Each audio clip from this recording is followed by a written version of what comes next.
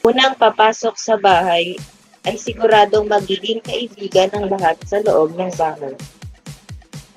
Laging may ngiti, laging may good vibes, kaya naman madaling pahalin ng kahit sino.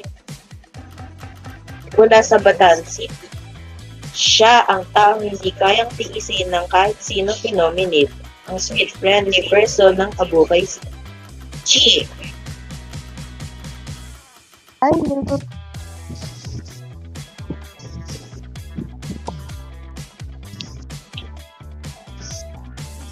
Next na. Snake. Ay, sorry po. Ay, Pwede po pa-repeat yung tanong. eto ang tanong. Gaano kakasaya na napili ka na bilang new housemate ng bahay ni Kuya? Masayang-masaya po. Kasi may experience ko rin kung ano yung feel na nasa loob ng bahay ni Kuya. Okay. Pwede ka na bukmasok sa Big Brother House. Pwede ka na makikita.